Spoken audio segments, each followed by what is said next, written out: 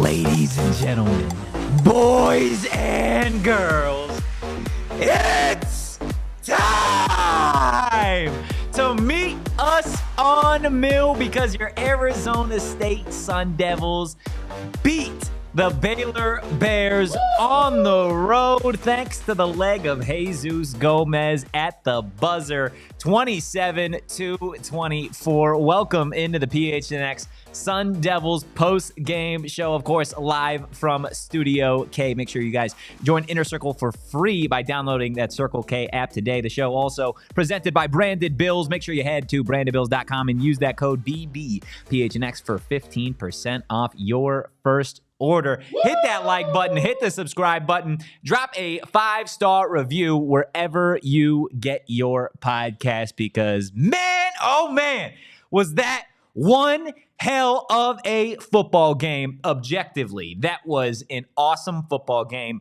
from start to finish. We're going to get into by the numbers. We have got bottle service. We've got house specials. We've got closing time, happy hour, heroes. Buckle up. Grab a drink tonight because we are absolutely in need of a celebration. Joshua already throwing in a super chat. I promise we're going to get there. Hit that like button. Throw up the forks up emojis if you are a YouTube member here, if you guys are an MVP. Or just throw up. Or just throw up, honestly. Like, that's where we were all at watching this game down the stretch. Before we get into all of the nitty-gritty of it all, like, just take a breath. Take a breath. Because your Arizona State Sun Devils just walked into Waco, took on the best passing attack in the nation, and came out of there with a dub. Are you kidding me? It wasn't always pretty. It wasn't always perfect. But guess what? Damn it, when it mattered most, your Arizona State Sun Devils got it done in all three phases of the football game. Your defense, when it needed to stand and when it needed to stop, what did it deliver? It delivered takeaway after takeaway after takeaway. When your offense needed to go put together a drive, Sam Leavitt and company marched the length of the field with less than 120 ticks left in the ball game.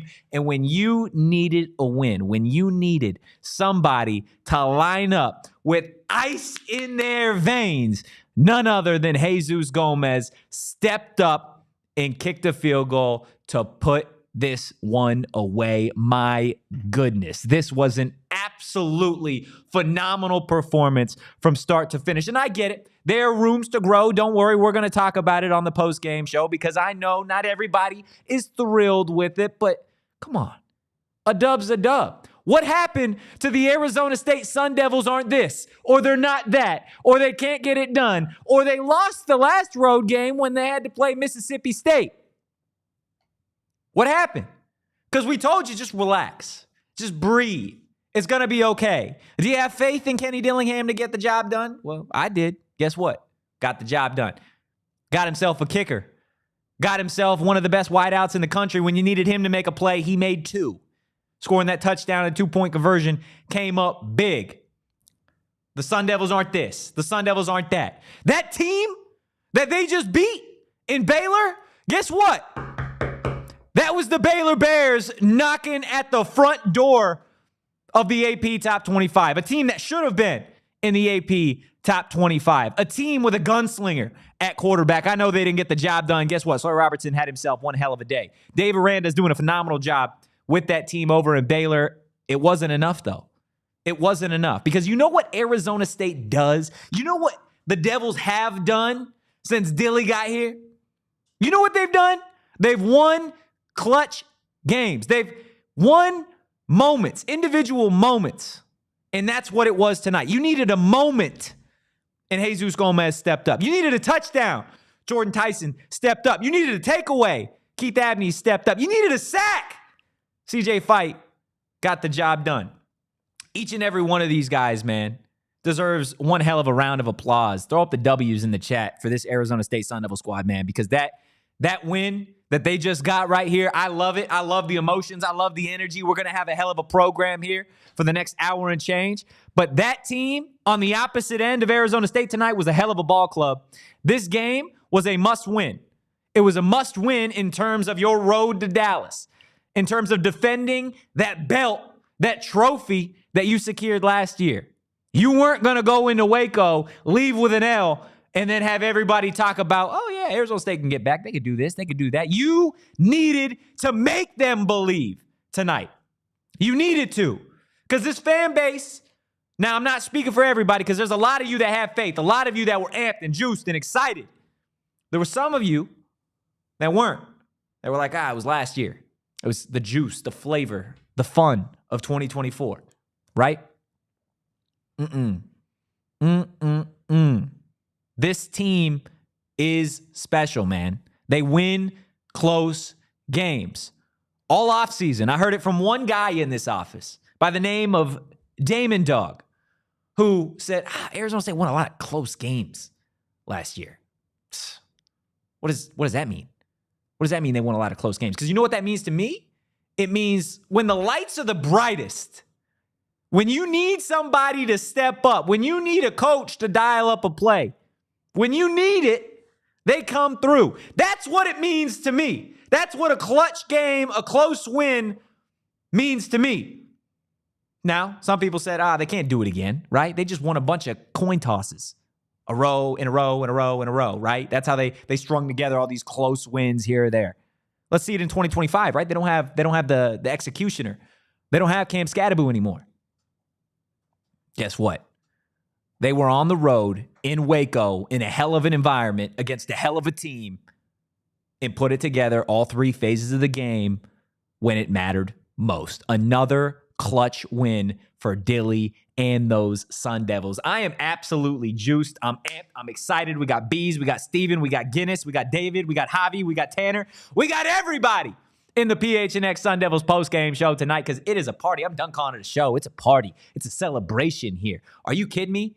I am amped up today. That was a hell of a win, and starting with the kicker, right? Like, I want to get into all the things we saw, but like, ASU fans, I mean, we saw last year. We saw moments. We saw games. How many of you were banging your head on the table saying, we need a kicker? We need somebody that when we need them to just hit a chip shot, when we need a gimme, they give it to us. You got your guy, Jesus Gomez, now in the hearts of Arizona State fans, not just for one reason, but for two, for getting Herm Edwards fired and for knocking off the Baylor Bears. He had ice in his leg this evening. Are you kidding me? He was absolute money, and I don't want to say I told you so, but Deli Man, if I recall, we sat up here half hour before the game got going doing a pregame show. You said it on Friday. Jesus Gomez was going to put it away. And that's exactly what he did. We were doing a watch along, and Shane was like, I want 20 more yards. Is Kenny confident in it? Kenny's confident. Kenny's confident in his guy. Jesus Gomez is a robot, which is exactly what you want in your kicker. That was huge. B says we all witnessed the revival. Think about that. Think about how important this win is going to be in terms of momentum for this team. I don't care what you believe. Momentum carries over week in week, especially in college football. Not to mention, this team's got a short week before they take on TCU, but we'll put a pause on that. That's the dessert of the 5-course meal we have prepared for you guys this evening. Arizona State, man, you cannot say enough about them getting it done in the clutch and how this is going to impact Arizona State week after week after week, because it was a gauntlet.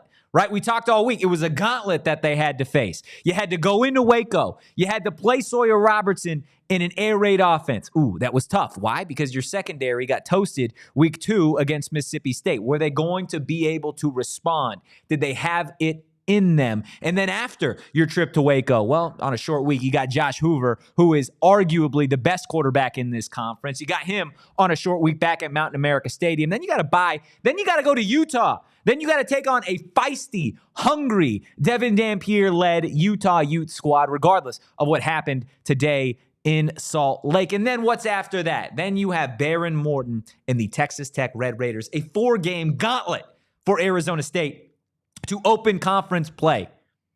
Can't go 4-0 unless you go 3-0. Can't go 3-0 unless you go 2-0. And guess what? You can't go 2-0 unless you go 1-0. And that's exactly what the Arizona State Sun Devils are at the end of week 1 in conference play. They are 1-0, which means a whole hell of a lot now. And it's going to mean a whole hell of a lot at the end of the season when all of these Big 12 teams, all these Big 12 competitors and giants are all fighting for the same thing. Fighting for a trip to where the Devils have been, where the Devils have won, and that is Dallas, for a chance at the Big 12 title game. So enjoy the dub.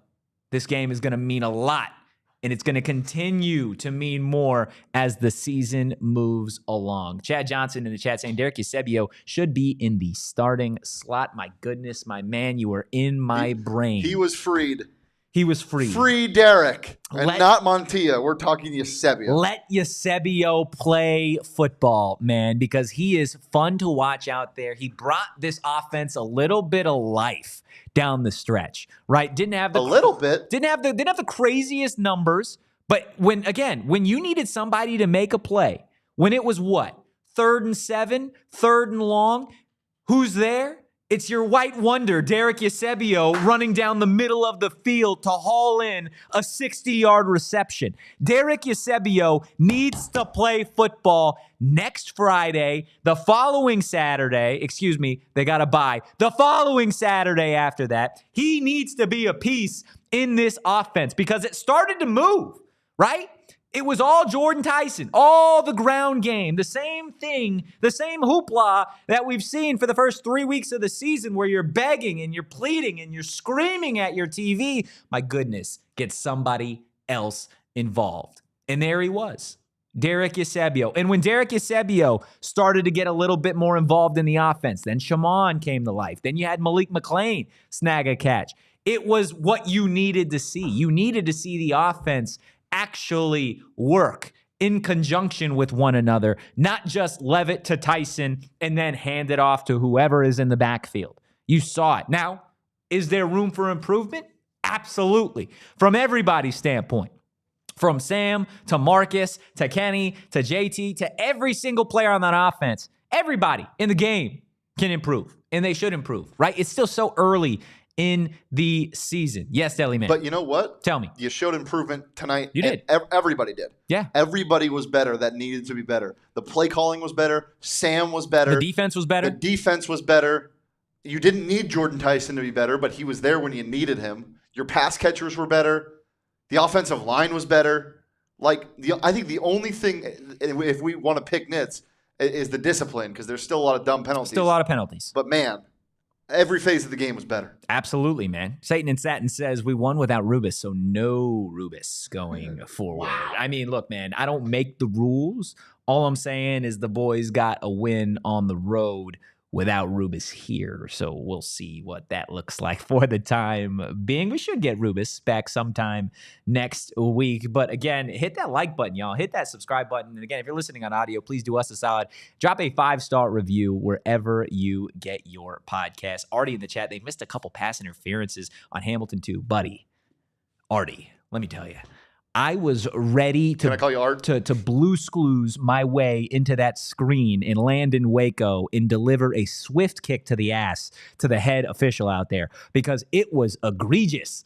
Some of the holding calls and pass interference calls that weren't getting called the same way that they were getting called on Arizona State's side.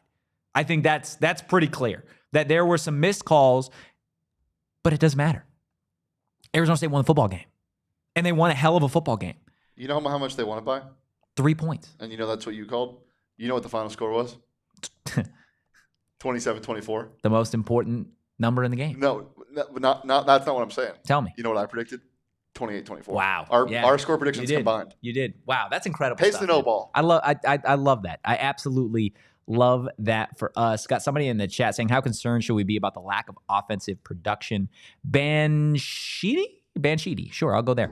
We will get into that question, I promise, a little bit later on into the show. But before we do that, I can't keep it off the screen any longer. Let's go ahead. Get to By the Numbers, presented by Desert Financial Credit Union, Arizona's #1 credit union, named by Forbes. Shane, you know it.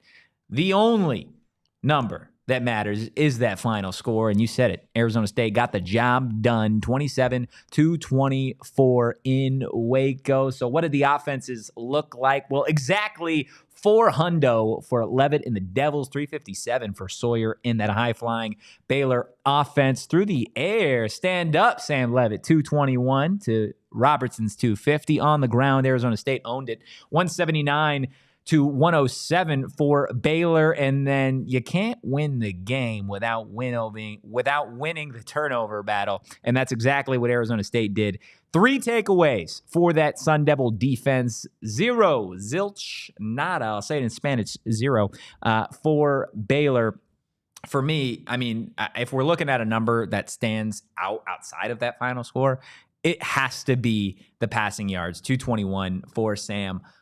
That or the takeaways here, because I think so early on in this game, and I think it's now become a bad habit for Arizona State fans to criticize Sam Leavitt, where it's like, he missed this, he missed that, he missed this, he missed that. What's he doing wrong? Where is he better? Sam Leavitt was 22 of 32 today. Only 10 incompletions. I mean, he found ways to get the ball in his teammates' hands, right? Only 10 incompletions there. 221 through the air, a touchdown, no INTs, a quarterback rating of $137.1, and he was ASU's second leading rusher with 62 yards on the ground and a touchdown. What more do you want him to do? Right? Like, I get it. There are some missed throws, some missed opportunities. Sure. You want him to be a little bit more of your Heisman that you were thinking he was going to be. Sam Leavitt is helping this team win football games. He drove down the field and won this team a football game. You needed a game-winning drive?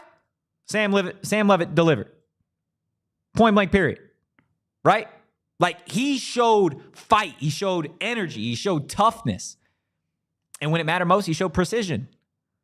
Again, completing nearly 70% of his passes. Say what you want about Sawyer, 64% of his passes tonight. Right? Sam was efficient. That's what they need him to be. They need him to be an efficient passer, deliver the ball to your key guys, do not turn it over, be a weapon with your legs, and when we need you to make a hero play, go make a hero play. Tell me he didn't do that. Show me on the box score he didn't do that. Point to me on the screen on the game where he somehow lost this team the game. I'm so tired of it, man. I'm tired of seeing Sam Leavitt did this, Sam Leavitt did that, and it's being so negative. He's still a redshirt sophomore quarterback, y'all. Kid's still a kid. He's going to grow. He's going to get better. Do we not have faith in Dilly and Arroyo? Right? We saw this team elevate its game week after week last year in 2024, right? What's to say they don't do it this year? It felt like Sam played his best game of the year. I know they beat Texas State in an old-fashioned ass-kicking. I get that. This game felt better. It was against a better opponent. It meant more. He was challenged more. And it was on the road. He's going to get better. He's gotten better every single week. I get it. You want to see 300 yards, 4 touchdowns, complete 80% of his passes, and have 100 on the ground. I get that. You want it. He's talented enough to do it. But that's not what this football team needs right now. And I get it. They're going to be folks saying, Baylor's not this. Baylor's not that. They're not Tech. They're not in the top 25. Baylor's a hell of a football team, man. That was a tough, hard-fought, gritty game on the road. Baylor's going to win 8+ games. Yeah, absolutely. There is no reason to believe that Baylor does not also compete at the end of the year to be in the Big 12 championship despite this game. That's how good of a football team they are. And if you walk away from that football game thinking anything else, you're crazy. Because Baylor put up a hell of a fight. I get it, the X's and O's, whatever. This was a tough game. This was a game between two teams that have the same goal, and that is to punch you in the mouth.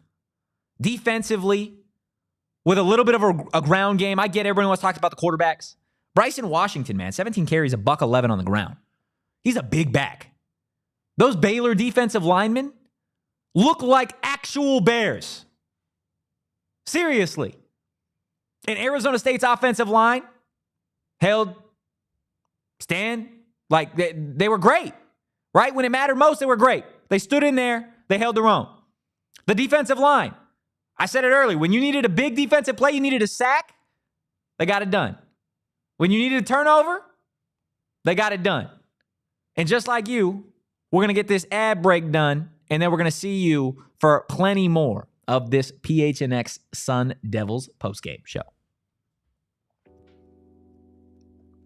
Look, we're having a celebration tonight. It's great. It's a Saturday evening, and if you guys are looking for a place to really live up the party, well, look no further than Gila River Resorts and Casinos, because nobody does it better. Come on now. You can visit any one of their 4 locations: Wild Horse Pass, Lone View, Wequiva, Santan, Mountain. What you're going to get? You're going to get to experience the best that the Valley has to offer, bar none. They got something for everybody. If you want to hang by the pool, you could do that. You want to go win some money at the sports book? Well, you can do that too. You want to win some money with those games on the gaming floor? Well, you can do that too. You want a steak dinner? You want to chill in a nice, massive king bed in a suite? Well, you could do that too over at Gila River Resorts and Casinos. Go big and go home a winner. Of course, from upscale to approachable, casual to classy, from bar to bar none. They've got everything that you could possibly want. Remember, you do you at Gila River Resorts and Casinos. Visit playatgila.com for more details. Now, you can't see it because Shane doesn't have his camera on right now, but he is rocking a brand spanking new branded Bills Arizona State cap. Got the little Sun Angel Collective logo on there. I love to see it. It's one of what feels like a million options that branded Bills has, specifically when it comes to that Arizona State gear. They got what you need. Whether you need snapbacks, truckers, fitteds, beanies, or tees, Branded Bills has you covered with performance, style, and in my personal favorite here, comfortability. Here in the Valley, it's hot, man. You go golfing, you hang by the pool, you're going to the gym, whatever. You got some of these caps on from other places, other companies, other brands that are just, they're either tight on the head or all the sweat seeps through the actual hat. That's not the case when it comes to Branded Bills, okay? They're the best in the game. Make sure you head to brandedbills.com and use that code BBPHNX for 15% off your first order. Short bus, did we get out healthy? That is a great question. Jordyn Tyson looked like he was grimacing pretty early in the game. Ultimately played the rest of it, looked fine. Javen Robinson looked at a certain point that he got dinged up. I believe we saw him back out there. I think in terms of injuries, the only thing now that you're looking to get back next week is you'd love to get Montana back. I would imagine you don't get Alford back, considering Dilly said that it's going to be, quote, a few weeks until you see Xavier Alford. But of course, everyone's going to be focused on Jordyn Tyson. Of course, with the situation that occurred early on in that game, I think it's good news, obviously, that he played the remainder of the game, didn't come out for a snap on that actual drive where he did get picked up and dropped late. No flag there, by the way. So I think all signs are pointing in the right direction. Short Bus brings up Jalen Moss. Absolutely. You'd love to see Jalen Moss get back out there. If he does get back out there, how does that impact the role now of Derek Eusebio? Because I said it once, I'll say it again. That man has earned an opportunity. He's electric with the football in his hands.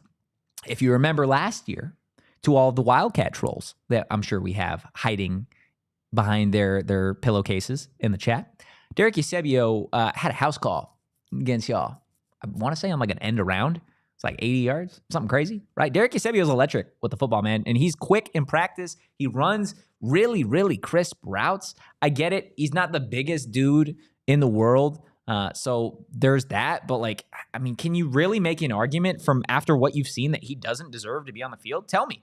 Because I don't see it. I think Derek Eusebio absolutely has earned an opportunity, even when Jalen Moss gets back, to be in that starting lineup. Jalen Moss has to come earn that back now. He's got to, right? Am I crazy for thinking that? Because I think Derek Eusebio, he was a big part in why Arizona State won the football game today. Like that's just the God honest truth on that one. Derek Eusebio was a man amongst boys at times in this game, and that was absolutely huge. Okay? Look, I think this is another great opportunity, myself included. Take a deep breath. That was fun. Like, can we just say that for a second, man?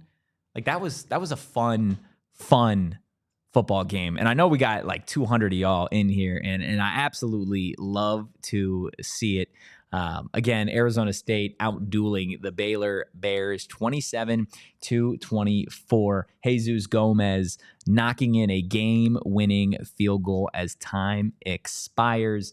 I want to move on to another part of this game that I think deserves some highlights here, and that's this Arizona State defense. I know that there are going to be, again, folks that see Sawyer Robertson drive the length of the field at the, in the fourth quarter, and they go score. Say what you want. This defense was all over the place. They were playing with their hair on fire. 3 takeaways tonight for this Sun Devil defense. Keith Abney, obviously coming up with a big interception when you needed it. That was absolutely awesome to see. Boogie Wilson with a forced fumble tonight. Kendrick Breedlove with a forced fumble tonight.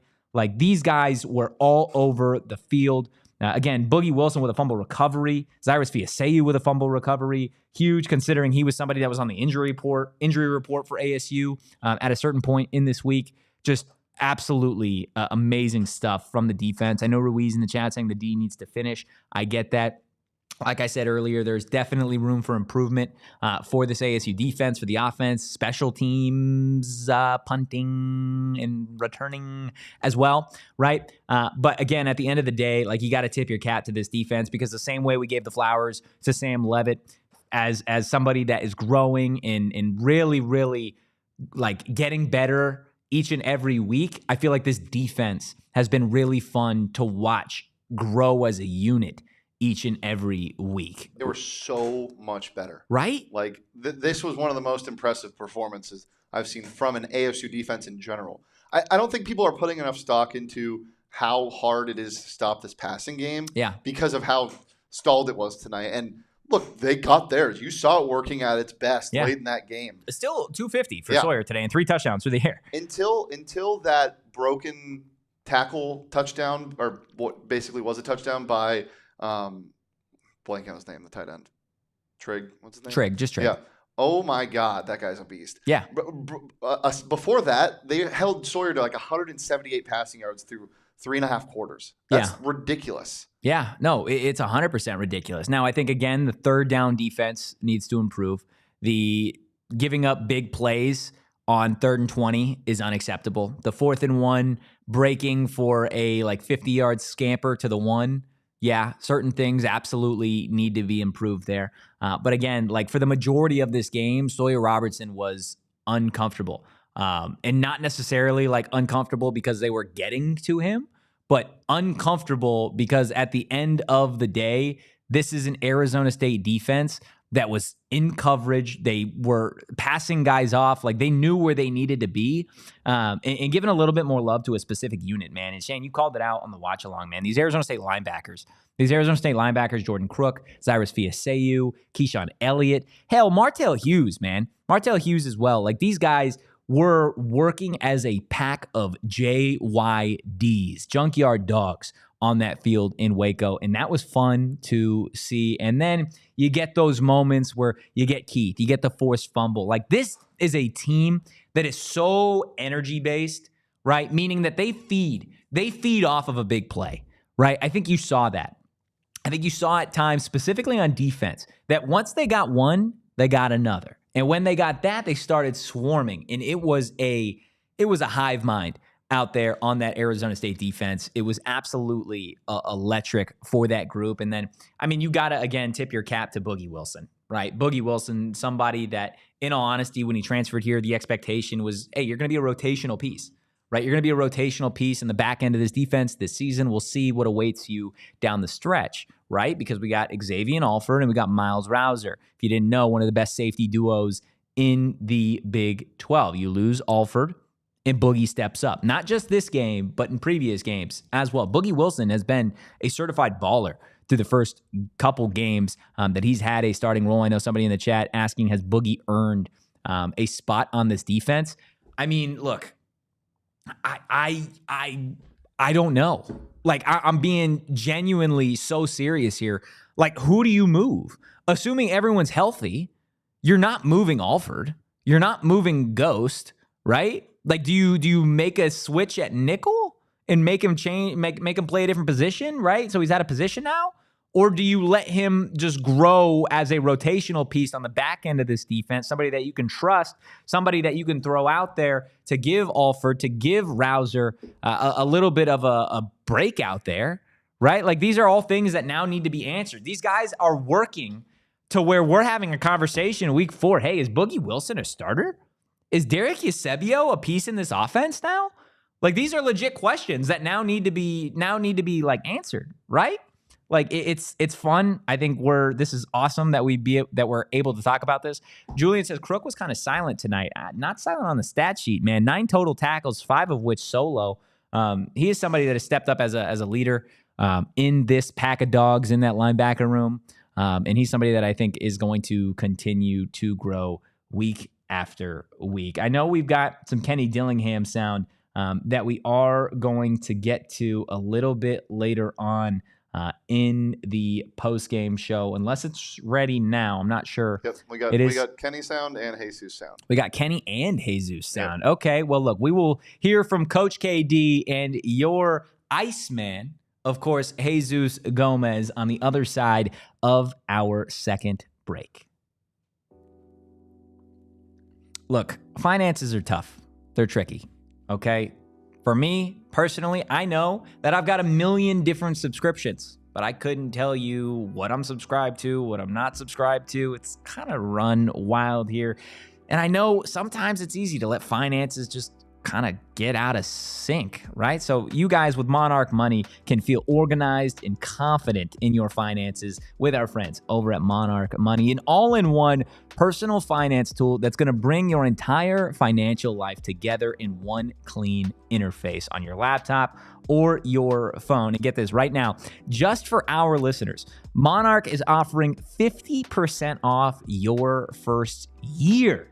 This isn't just like you can get this right now. You can have it a week, you can have a month.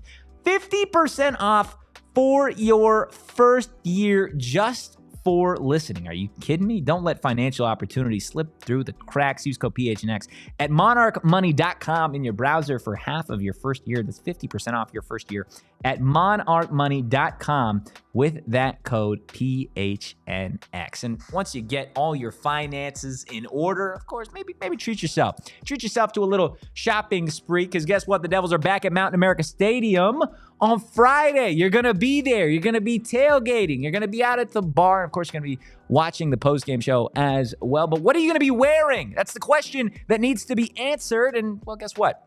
Our friends over at Rally House have more than one answer for you. You go to their website, you type in Arizona State in the search bar, and you guys are going to get hundreds of pages. I'm literally talking hundreds of pages of different Arizona State merch, but it doesn't just stop there. If you're a D-backs fan, Cardinals fan, they have it all. All of your favorite Valley sports teams, not to mention they got locations in Tempe, Mesa, and Glendale. Go check them out. Find your local Rally House location and shop their entire product assortment online at rallyhouse.com today. Hit that like button. Hit the subscribe button. Become a member. Do the thing. I see Jake is a member. I know Sharon's a member. Ben's a member. We got a ton of YouTube subscribers that have now become MVPs. Shane, that's the way to call them, right? They're MVPs. Part of our supporters club. Our supporters. I'm you guys are my MVPs. Yeah, you guys. I mean, they are MVPs, but they're part of our supporters. So how do you get enrolled? Is it super difficult? No, super easy. All you got to do is go to the link in the description at the top of the description. I'm also going to throw it into the chat to make it even easier for you guys. What does it unlock? Well, it unlocks all of these cool emojis. You also get one free super chat a week or a month, basically, which is cool. You also get members only polls and soon members only videos. So make sure to look in the link in the description or in the chat where I'm about to throw it in to become a supporter today. I love it. I see, Josh, you've got a couple super chats in there. I promise you we will get to them. But before we do that, I want to let everybody hear what Kenny Dillingham had to say post-game. This is what Arizona State's coach had to say after a big 27-24 victory. Holy cow. A game that you're up 3-0 and the turnover battle should not come down to a game-winning kick. That's how you sum that one up. But you know what? They don't look at that at the end. They look at wins. They look at losses. Our offense sputtered. Defense picked it up. Defense sputtered. Offense picked it up. And special teams wasn't good. Won it there at the end. Like, Man, that's football. Find ways to win in this league. You got to find ways to win. And we'll never win like that again. That exact same way. Got to find another way. I want to make sure we credit Justin on that one. La Saratosa, I want to say. La Saratosa, yeah. Yeah, La Saratosa. Great video, as always, from him. Yeah, I mean, Kenny giving it to you straight, man, right? Not often you win the turnover battle 3-0 there, and you are grasping and gasping for air at the end of a ball game. But that's what it was. You just got to get out of this conference with wins, right? They're not always going to be pretty. They're not always going to be perfect. But a win's a win, right? And I know there are folks that hate that for some reason. There are people and sports fans that are like, a win's a win is the laziest way to describe a victory you possibly can. Well, I'm here to tell you that guess what? In 6 weeks, all you're going to remember about this game is that Jesus Gomez hit the game winner and the Sun Devils got a W. That's all you're going to remember. It's going to be a win, and that's that. But also, if you're discouraged by this win, respectfully, you don't know ball. Like, Yeah. that was a dogfight. That was a dogfight. Look, there are things that go wrong in every game. You are almost never going to play a perfect game. I think the only time we're ever going to see a perfect game for Arizona State was the Big 12 championship. Yeah. And even that wasn't completely perfect. No, at the there's start. always room to improve. ASU dominated the turnover battle and was in a dogfight, and you don't feel good about that. But you know what you feel good about? ASU dominating the turnover battle. Yes, that red zone offense was putrid. Those things are easy to fix. Yeah. Because it wasn't putrid because of bad players. You don't have bad players. Players made plays in this game. Like there's so much to take away from this. And if you're taking away from this the fact that you're worried about this team because they beat a Baylor team on the road that is, frankly, the best offense in the conference. probably the best offense in this conference. Again, don't know ball. Yeah, I would 100% agree with you on that one. Look, I know we heard from Kenny. Do we have some sound? We do. We do have some sound from the Iceman himself, Jesus Gomez. Let's go ahead and kick it to the man of the hour, Senor Jesus Gomez. It's like another kick. I mean, I've done this many times for 6-7 years. So just got to do it one more time. And I mean, I trust the whole operation, the O-line, snap, hold, even the offense did their job. So it's a team effort.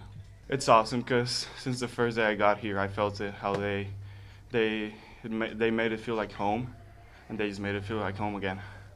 Dilly was a little mad, so yeah, it's all good though. I had to jump in there. I love that, man. That's awesome. That is awesome to see. You got yourself a kicker, right? And that's what you want. Once again, though, great cut by Justin. Absolutely great cut. He threw the white flash. Is that our white flash? Is that their white flash? That's I mean, them, that's him, I think. great stuff, Go. man. That's awesome stuff from Justin La Saratosa. Jeez, the name's really stumbling here. Yeah, that is just awesome stuff. And again, like, Jesus is a robot, dude. Like, I mean it. This guy, you see him in practice, he's doing the same things every single practice, taking his steps, walking through, and he's got ice in his veins. Seriously. Like, this team has confidence in this kicking game, which is something that they didn't have last year, which for me almost makes this team more dangerous, right? Like, when they're in these moments, and that was for Jesus, respectful, like, that was a chip shot, right? That was a chip shot for him. You weren't worried. I mean, we were obviously nervous, but you weren't worried. No, I've seen him make it a million times, right? And Kenny's seen him make it a million more times than I've seen him make it. So, like, yeah, that was the plan, right? And I think there was a point in the watch along where Shane's like, okay, do you go here? Do you go try and score? Might not. Dilly's going to take it. No. They're gonna ask him what hash they want it on, and that's that. I wasn't thinking that they should try to go score, but I was saying, like, how many more yards do you want? Like, do you want to make it an actual chip shot? Because look, a 43-yarder. It's college kickers. I get it. Yeah, and it was 43, right? Like, yeah, I believe it was 40. Yeah, 43 yards. That's pretty deep. Yeah, for a college kicker, yeah, absolutely. In that moment on the road, in the environment, wasn't shaky. Wasn't to the left a little. No, wasn't to the right. That hits a straw that's sitting in the middle. 100%. That was straight as an arrow. We weren't the only ones that were dialed in. No? Tori Lavella was also dialed in. The post-game presser for the Dieffenbach game started a few seconds late to watch the game-winning field goal. Alex J. Wiener with the tweet. Nice. Love that from Alex. Again, hit that like button, hit the subscribe button. I do want to go ahead and kick it over to house specials, some key parts of this win for Arizona State. Starts with the takeaways. Come on. Starts with winning that turnover battle. Keith Abney, Cyrus Fiaseu, Boogie Wilson falling on that football, creating those extra opportunities that we talked all week long for Arizona State, right? What was the key to victory? It was limiting the possessions that Baylor was getting and creating extra ones for ASU. And ASU needed them tonight. ASU doesn't win this football game without those 3 extra possessions, right or wrong. Simple, right? Those players made plays. That's what they do, right? And again, this defense feeds. It is like a fish tank of piranhas that you see one, you get one takeaway, they want to one-up each other. And you got that tonight, which is, again, being able to take the football away and limit those possessions for a really, really talented offense that not only has a gunslinger in Sawyer Robertson, but also has a dog in the backfield in Bryson Washington. I mean, it was absolutely monstrous in Arizona State's win against those Baylor Bears. I mean, the takeaways. Shane, talk to me a little bit about Keith Abney and those guys, because I know you are as much of a Keith Abney supporter and lover as I am. Hey, everybody. Everybody say hi to Shane. Yeah, sorry. It took me a while to get on screen. I'm looking extra pink today. You are, but it's okay. Maybe you got a little sun. Yeah, dude. Keith, you know what's funny? That, like, Keith has in no way has been bad this year. No. Like, at all. But you almost expected him to make more of a statement at the start of this year because he's your CB1, and you wanted him to make that leap for his junior year. We saw that tonight. I mean, there were a couple unbelievable plays. He got caught hand fighting once where is that a flag? Is it not? It could be called either way, whatever. But I mean, there's no denying the instincts on this guy who laid a couple huge hits, damn near saved a touchdown. I don't know. I still don't know how he held on that ball and scored, and made one of the biggest interceptions of the season so far. The biggest interception of the season so far. Yeah, absolutely. And one of the biggest defensive plays of the season so far. Yeah. Keith Abney was incredible tonight. But that entire defense was incredible. Yeah, it was great. Your CB1 is CB1. He is locking up opposing wideouts. Excited to see what he does against some other Big 12 juggernauts. Because like we said, you got Josh Hoover now in 6 days. And that is going to be what I think a lot of people are also thinking could be a shootout. So to have Keith Abney on your side is certainly going to be huge. That leads me to the second house special we have this evening, and unfortunately this is going to be a negative. It's the red zone offense. Chat, talk to me, chat. I know that you weren't thrilled with that red zone offense either. Nobody was. Marcus Arroyo wasn't, Sam wasn't, Kenny wasn't, I wasn't, you weren't, Shane wasn't, Leah wasn't. Nobody was thrilled with that red zone offense. For me, like, I just don't like the play calling, man. I'm going to be honest. I'm not sitting here saying that I could do a better job, but like, I don't get it. I don't get the decision making to run plays that you're starting by throwing the ball behind the line of scrimmage, as opposed to using the speed and athleticism that some of these talented wide receivers and running backs have to maybe create some mismatches in coverage or sitting and finding holes in zones. I just don't get it. It's frustrating. It's something that if I'm like pinpointing one specific thing that needs to be better, this is not a want. This is a need, right? This game was awesome. It was a win. It was masterful, right? It was great. You got out with a dub. If this team is going to still be a juggernaut, if this team is going to get through this gauntlet that they have in the Big 12, you need to set these players up to succeed. And right now, from what I am watching in the red zone offense isn't there, right? Now, a good portion of that blame, just by the nature of it, has to fall on the offensive coordinator. Now, the reason that I am not as frustrated and pissed off and upset as a lot of ASU fans are is because I go back again to what we saw last year. And I know people are like, screw it. It's 2024. We're so focused on 2025. The play calling last year at times wasn't perfect either, right? There were moments where it's like, why is this team struggling in the second half against Mississippi State, right? There are moments where we go to the Texas Tech game and we're saying, what the hell happened? Why can't we move the football, right? There were moments where like, just turn and hand it to Scat. What's going wrong?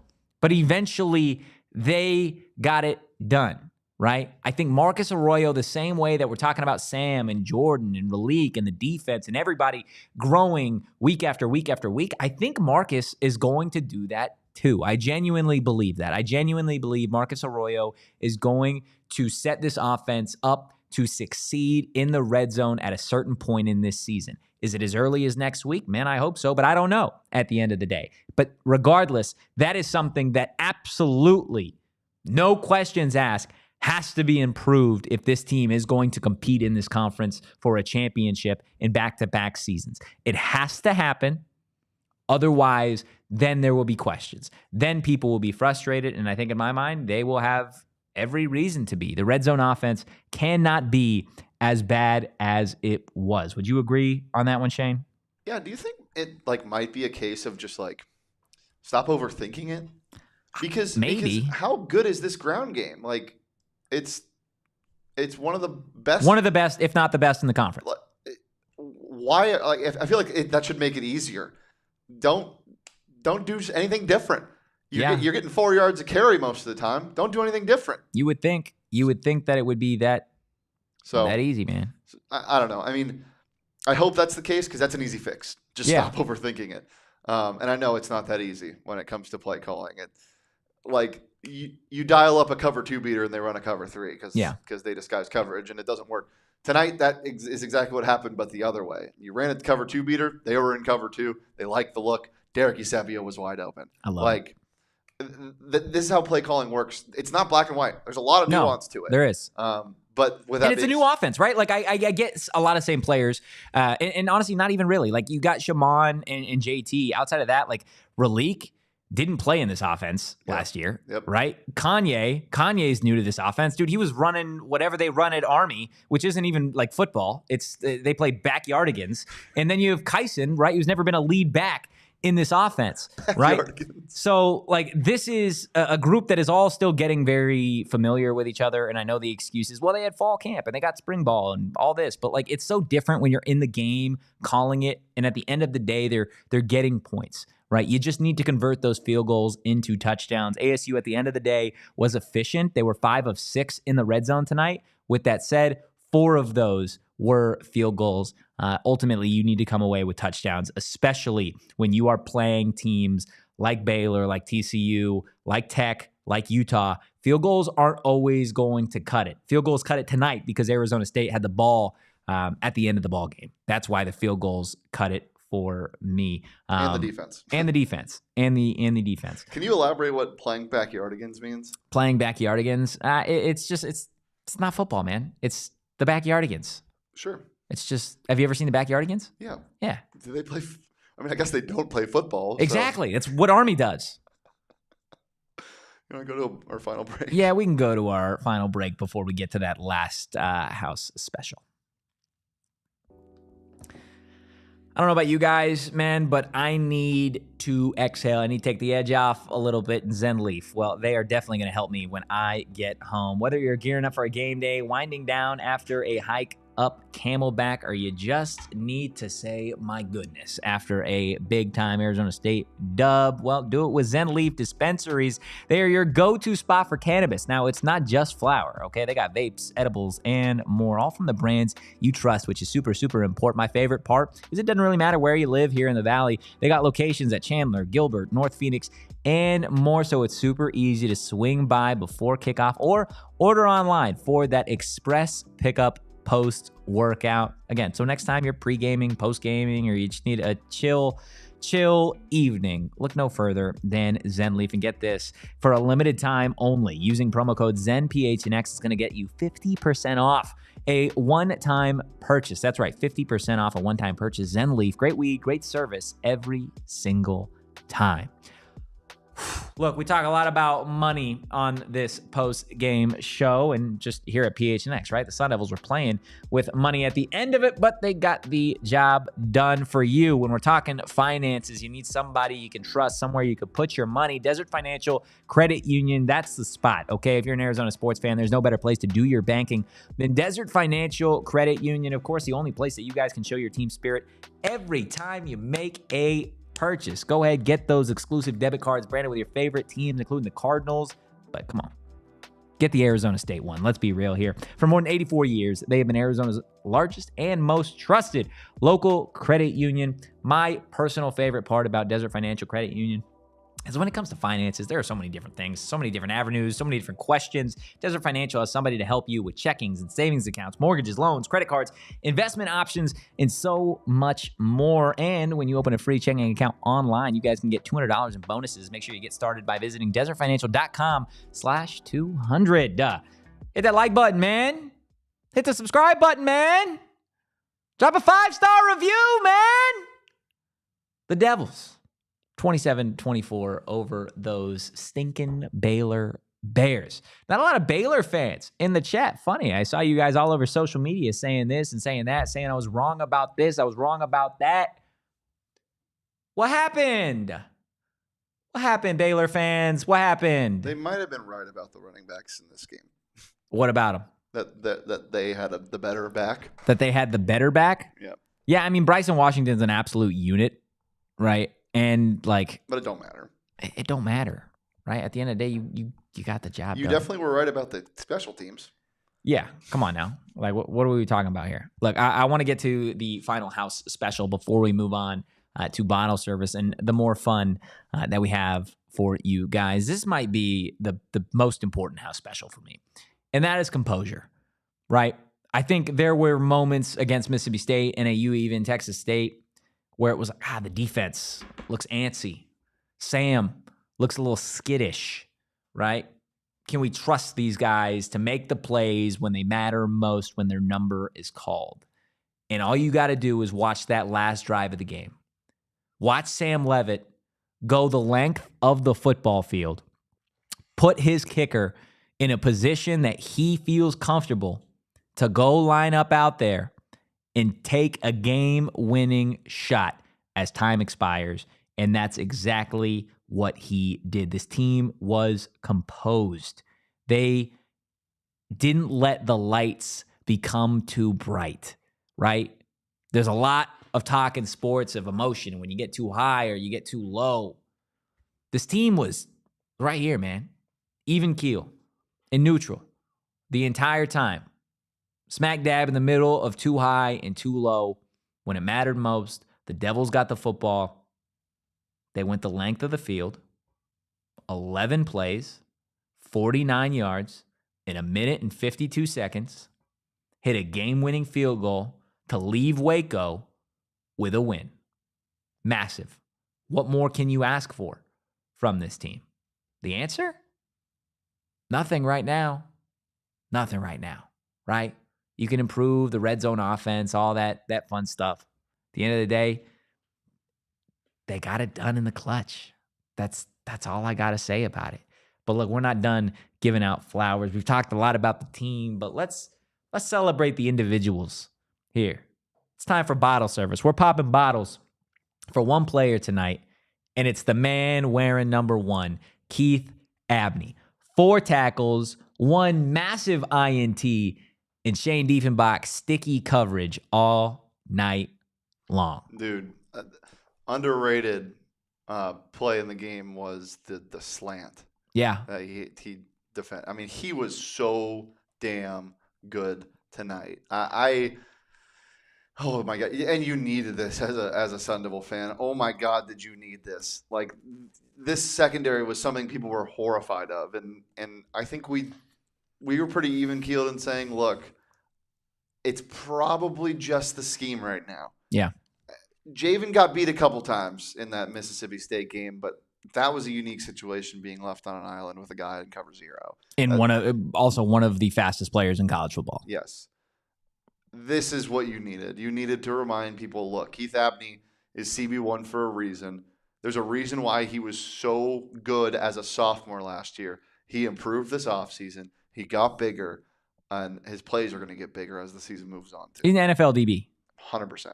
Like, he is absolutely. You might lose him this year. Yeah, I would 100% expect Keith Abney to go to the NFL. We'll see, right? This is somebody that I know takes his education very seriously as well. As somebody I believe in the Barrett Honors College. So Tyson are roommates. Yeah, we'll see what happens with ASU's CB1. Listen to Bees though. Let's get 200 likes, huh? Yeah, let's hit the like button, man. Let's hit the like button. Yeah, Keith was phenomenal tonight, and this was again just the first showing of what needs to be stellar performance after stellar performance, because you're seeing a lot of really good quarterbacks in this conference here in 2025. We'll get to Happy Hour Heroes, but before we do that, I do want to go ahead and kick it over to the Super Chats and give some love to all the folks that have thrown some love our way, starting with Josh Hutchins saying, "Attaboy, Derek Eusebio with a 89 all-purpose yards, 1 catch for 61 and 1 catch for 17 and 2 rushes on the last drive for 11 yards. Here in the right today to be in the conversation for wide receiver 2 and the number 1 slot wide receiver." How do you feel about that, Shane? Because it's an interesting conversation to have, because we haven't seen a lot of Jalen Moss. Well, yeah, that's the only – you haven't seen, like, any Jalen Moss. You saw, like, how many snaps? 5? Maybe. Like, there's a conversation to be had for damn sure. Ain't no way he's going to not play like he did the first 3 games now. Like, there's just no chance. Yeah, he was awesome tonight. You know what I really like, though? I love the play call to get him the ball immediately on that drive after he had that huge catch. Yeah. Like, okay, you deserved it. Get the ball in space. Let's go. And like they're not treating him like he's their 5th, 6th wide receiver on the depth chart. They're treating him like he's the best player in that receiving core at the moment, which is what he was. Yeah, and somebody that still has a ton of eligibility left at Arizona State, so it wouldn't hurt to get him involved in this offense early this season, considering he should be back next year. Another super chat from Bees, kind of on the same token, is Totri, is Eusebio our Hunter Renfrow 2.0, man? This is somebody that's been doing it. Like, it's hard to deny, right, at camp, right? You see it in spring ball, you see it in camp, you see it at Camp Tontazona, and he's just out there making plays, runs crisp routes, he's quick, he's got surefire hands, like he does everything that you want him to do, but he's not Jordyn Tyson. He doesn't have the speed of a Jaron Hamilton. He doesn't have the size of a Malik McClain. Maybe doesn't have the experience of a Jalen Moss, right? So that's probably why those guys are getting the reps and the runs that they are at their respective spots. But guess what? Derek Eusebio just had a better game than I've seen from any wide receiver not named Jordyn Tyson this year. He's got to be on the field. He has to be. You cannot tell me that he did not earn an opportunity to at least get more involved in the offense. I'm okay if Jalen Moss comes back and is starting and running out there with the ones on Friday against TCU. I'm fine with that. But guess what? I better see Derek Eusebio at a certain point in the ball game, because it is inexcusable to not see him at all, given the performance in what he just did against Baylor, right? Like, you have to see him next week. So yeah, your leading receiver, by the way, 2 catches, 78 yards. Love that. Love that from Derek Eusebio. You know what else I love? Tell me. 6 catches from Shimon Mateer. Yeah. So now you have 2 guys that you're targeting a bunch. Can I say something real fast about a player? Tell me. Did Jaron Hamilton have the best 0-catch game of all time? How many times are we going to say this? Yeah, I know. But tonight, I mean, he's just fast, man. Yeah, did he get the flag for that pass interference, or was that there was one that called? Wasn't called, and there was one that was called. Yeah, so he beat a guy twice. Yeah, he got tugged. Now you know. If you know, you know. Yeah, well, I mean, anyway. Perfect way to send it to overtime, guys. If you are watching on TV, the party always continues at gophnx.com. Last super chat that we got as it stands right now from, again, Joshua Hutchins. We appreciate you, Josh, and everybody in the chat, saying special teams gave up some returns. We need to clean that up. Our special teams coordinator needs to step it up. It's been a problem the last 2 years. I've seen a lot of people, man. A lot of people not happy with Charlie Regal. But I get it. I'm with you, right? In the sense that I think the punt coverage, right, and kickoff coverage need to be better. And then on that same token, punt returns, kickoff returns need to be better. You've got so many explosive players that we're talking about, but the blocks, right? The lanes aren't there for these explosive players to exploit, to go make a play. You got to give those guys an opportunity. So I don't know if that's a personnel thing. I don't know if that's a scheme thing. But at the end of the day, I'm with you, Josh, and a lot of the other ASU fans. I think there is room for improvement, certainly, in that special teams unit when it comes to everything as it relates to punting and kicking. The only thing that I would say doesn't need improvement in special teams is your guy, Jesus Gomez, because I just watched the kick again. Legitimately, it would have hit straight as an arrow. It would have hit a string in the middle of the goalpost. Dog. I'm not kidding. Dog. Like, come on. He's a dog. And let's not forget, he's the reason. We have Kenny Dillingham. Yeah. Like, his leg is the reason Herm Edwards is back at ESPN. Yeah. It's huge. Come on now, man. Like, that's absolutely massive that the Sun Devils have a kicker this season. It's great to be able to say that here in 2025 after last year. Look, Keith, not the only person that deserves some love. I do want to get to our happy hour heroes, some other Devils who had an impact tonight. And of course, it's got to be our kicker, right? Jesus Gomez, 4 for 4 when it came to field goals and 1 game-winning field goal. Ice in his leg. He's the Iceman. He's Jesus Gomez. He does not miss. I tweeted it out from the Sun Devils account. Just Jesus Gomez, all caps, absolute cinema. That's exactly what Jesus Gomez is every single time he is out on that football field. Then for our second happy hour hero, kicking it to the defensive side of the ball, it is your starting linebacker, Keyshawn Elliott, who, play on words here, was an absolute key for Arizona State's defense in this big win over Baylor. 10 tackles, 2 tackles for loss from one of Arizona State's best defenders, led the team in total tackles, not to mention he had a sack on the night and a pass breakup. Keyshawn Elliott was all over that football field. Again, matched up with a really, really difficult matchup, considering Baylor has a dog at tight end in Trigg. And again, Baylor loves to air it out. You're forcing some of these linebackers to sit and play in coverage, go against maybe some speedsters that they don't necessarily feel comfortable doing. Keyshawn Elliott proved again as to why he's a starting linebacker for Arizona State, why he does have the potential to be an NFL linebacker. Satan and Satin is saying it. M saying it. He's 100% going to get a chance to play in the NFL. His size, his instincts, and I mean, you can't ask any more from either one of those guys, Shane. No, the 10 tackles too weren't just like those 10 tackles that your free safety gets because the players are running at him at the second level. Yeah. He was seeking people. I mean, I was surprised it was only 2 TFLs because there's probably 2 more that were at the line of scrimmage or just past it. He was everywhere tonight. And yeah, great in coverage. I mean, we barely saw any throws over the middle of the field except for the big 3rd and 22, yeah. Which again, I think that was Boogie's guy. I'm not 100% sure on that. And the touchdown. So 2 big long plays, but both there was no sign of Keyshawn Elliott making a mistake on that. He was incredible tonight, and then Jesus Gomez is amazing. Brad Denny just tweeted out a great photo. I think it was Keith Abney's one of Keith Abney's availabilities this week that had Jesus 1 on his shirt, and he was like this. His shirt was prophetic. That's awesome. Yeah, very funny. Things you love to see. I also love to see some support from Sam in there. Kent in the chat saying, I have complete confidence in Sam. He will only get better. Do you feel the same way, Shane? Dude, he was nails tonight. Yeah. Look, at the start of the game, there was still the little shakiness. He was definitely a little rattled. Like we were not perfect for sure. Yeah, we were talking about it on the watch along. There were some throws where you could see he wasn't fully confident in, but in that second half, he just, I mean, there were a couple plays where no one else in the country can make. Like the long 20-plus yard run that he broke. He did another jump pass after pirouetting in the backfield. Like, this dude just makes plays happen, and he's going to get more comfortable as the season moves on. You also think about the rapport, too, with these receivers. Like, that's such a big thing, the timing. And it's still going to have to improve in the coming weeks because Jalen Moss still hasn't really played in this offense. You have to think that the timing might be best with Jordyn Tyson and then Eusebio when it comes to your wide receivers.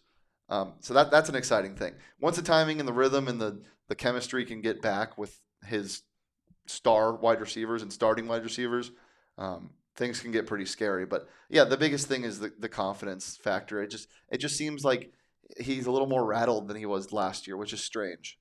I wonder how much of that has to do with the offensive line and pass pro and the comfort in that, or maybe some of the play calls. Yeah, I don't know. Even when he has time, you see him short on the ball a little bit. Yeah. And maybe that's just because he's gotten off to a rocky start. You know, this game does a lot for you. Absolutely. Because what hasn't he done yet? He hasn't gone into a raucous environment like this and dominated at all. I mean, the Kansas closest State was he was Kansas really State, good in. yeah. But still, like this is very encouraging. Yeah. If you're an ASU fan. I mean, 2 total touchdowns, over 280 all-purpose yards. How many on the ground? 62. Damn. Yeah, 62. And again, completed 69% of his passes. And that's with some like easy throws that were missed, right? We're talking realistically, probably somebody that's completing nearly 71, 72% of his passes if like a couple things go the right way. So this is somebody that, again, continues to grow each and every week. Everyone's getting better, and that's kind of what Banchiti's saying in the chat. Most promising is that the team is improving week to week. It's the biggest thing. It is the biggest thing. Like that's something we addressed off the top. Like that's all you need to see as long as you're getting W's. Yeah. And again, dude, you outplayed Mississippi State in that second half, and you made one bad mistake, and you might not have even made a bad mistake. Someone tripped. Yeah. Like, you were this close to being 4-0. I still don't think you played a complete game yet, but you came pretty damn close tonight. Yeah. Again, some things you'd love to have back, some things that you definitely go back to the drawing board and you try and fix. But at the end of the day, like, the 1-0 in conference play against Baylor on the road, like, I'm going to take that every day that ends in Y. And like, I think that's the perfect place to start the conversation about like what's next for this team and what's next as early as tomorrow with the latest AP top 25. I think there's definitely going to be some serious conversations that need to happen about whether or not Arizona State belongs back in the AP top 25 a few weeks after being removed because of the Mississippi State loss. Now, what were they hypothetically? 28? They were 31. Oh, yeah. Maybe. They fell pretty far, given some of the other teams that ultimately had some great games against better opponents, which is what hurts them. But I think what helps them here is the fact that Baylor was also on the doorstep of being a top 25 team. Obviously, you have to look at some of the other teams that are ranked ahead of them. Yeah. What happens? I'm with John and Donald. Who cares? No, I'm with you. I don't really care. It's a short week. You shouldn't be focusing on any of that anyway. They're not, but we are, right? Yeah. Like, and again, like, I'm gonna be pissed on online tomorrow. That's totally valid, man. Totally valid. USC, number 25 in the country, currently up on Michigan State, 17-10. In driving right now. A big loss for Auburn to Oklahoma. Auburn was number 22 in the country. We'll see how far they fall, considering it was a top 25 loss. They lost to number 11 Oklahoma. Other top 25 teams. What was the Notre Dame final? The Notre Dame beat Purdue 56-30. Would have a tough time if they were in the rankings 0-2. They're not getting dropped after winning. Some other big wins. Missouri, unfortunately for ASU fans, they pulled off a big win over South Carolina. Missouri's going to move up from 23. Michigan, they hung on to beat Nebraska 30-27. They were number 21 in the country. Vanderbilt played Georgia State. Okay, they won 70-21. Like, a lot of the top 25 teams didn't lose. Utah lost. Who cares, man? So I think they're deserving of being in the top 25. We'll see, though. I didn't realize Illinois got smacked in the mouth today. Yeah. Wow, that was... Indiana killed them. Yeah, 63-10. Illinois was the number 9 team in the country. So we'll see. We'll see. I think there's certainly an argument, but I would not be totally surprised if Arizona State did not find their way in the top 25. If you're somebody who enjoys hate watching, then I would say after this program, turn on the second half of the USC game and hate watch the Trojans, which is something I think everybody can get on board with. Everybody in the country. Everybody, yeah. Even people in LA would love to hate watch that, honestly. Yeah. So Shane, do you have any other thoughts on this one? I know you were working diligently behind the Mac, as the Deli Man always does, but I want to make sure you get your full thoughts and analysis out there before we hit closing time. Of course, all the discussion and conversation about the upcoming matchup against TCU on a short week. We'll get into that Monday, but just want to make sure you have the floor. I don't think so. I think we covered basically everything. I think the only thing to point out is you hope that Kyson was just kind of getting eased into it, because tonight that's the only disappointing actual part to take away from is your running game. Surprisingly, it wasn't as good as we had hoped in this game, but that's also like a positive. There's silver lining in that because you found a way to win anyway when your passing game had been horrible. Yeah. So let's just hope Kyson is ready and good to go on Friday. Hope they're keeping him fresh, or just we're riding the hot hand in Raleek, which is fine. But I'd love to see this running game get going more. You know what we said, right? Raleek Brown in the pregame show, his line for his biggest or longest rush. Yeah, 17, right? Yeah. And you know what it was tonight? 17. 14.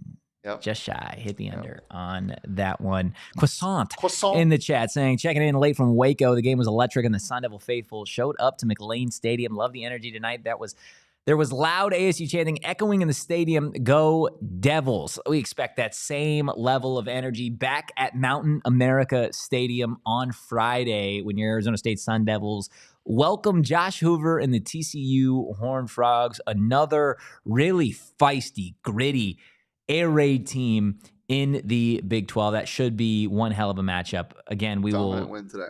Dominant win from TCU today. Wouldn't say dominant. They were very good. Josh Hoover was dominant. Josh Hoover was dominant. Yes, that is 100% fair. Josh Hoover, again, one of the best quarterbacks in this conference. Yeah.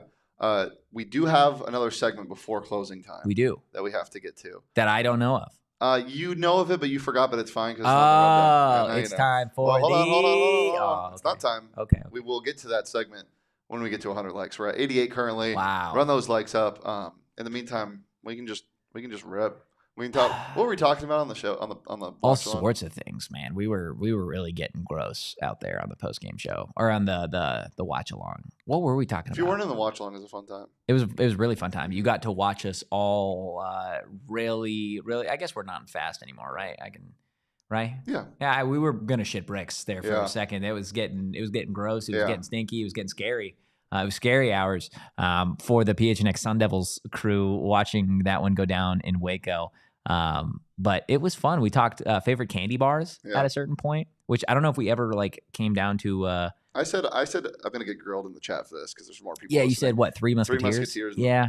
People. I don't know if I've ever had a Three Musketeers bar though. Maybe that can be our supporters club only content. Do like a taste testing of things I've never eaten before. Yeah, there's a lot apparently. There's a lot of things. The bread on toast one would have been Guys, in hindsight a good one. We need 6 more likes to get to the secret segment. So 6 more likes, and then we get the secret segment. We get closing time. I wasn't able to hear it on the broadcast, but apparently, as Croissant said, the ASU faithful was like Raucous. outnumbering the volume of BYU. I love that. There, yeah. Things you need to see, right? You need to see for this fan base. And something I need to see outside of 100 likes, I need to see this be another sellout at Mountain America Stadium. Oh, my God, right? yes. Like, if you were able to sell out NAU, if you're able to sell out Texas State, then you best believe you got to sell out this TCU game.